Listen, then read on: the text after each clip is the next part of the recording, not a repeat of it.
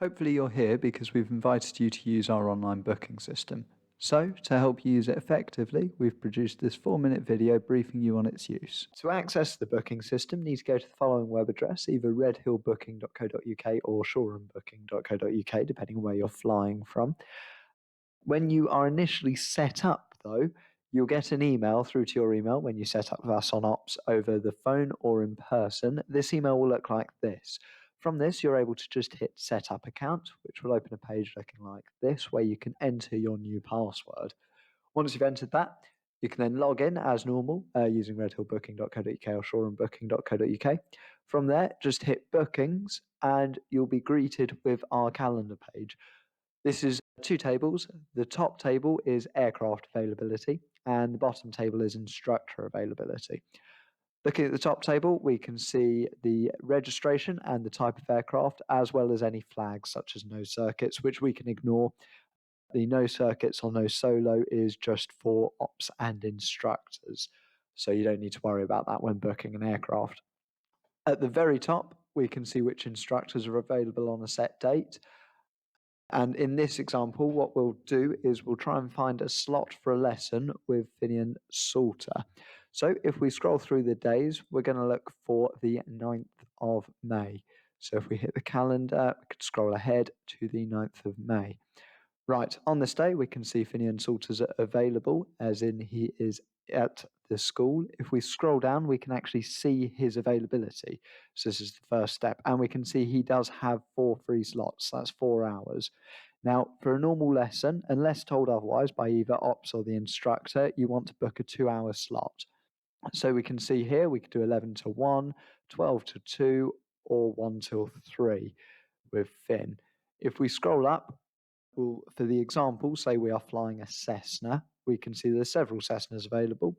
But to make everyone's life easier, we'll keep Finn in the same Cessna and we'll aim to book in Golf Bravo Oscar Yankee Lima.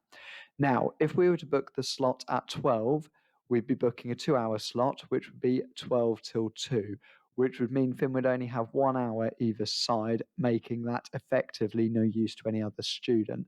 So whenever you book, try to make sure that you do not leave these hour gaps. If you do, it's not a big deal. When Ops come to approving the booking, chances are they will just amend it and you'll get an email saying the amendment to make it work a bit more efficiently for everyone so everyone can get as many slots as possible. Anyway, let's use the example that we want to fly at 11 till 1. We'll keep it in the same aircraft as I say. So to book the slot, you just click on the aircraft slot where it says free.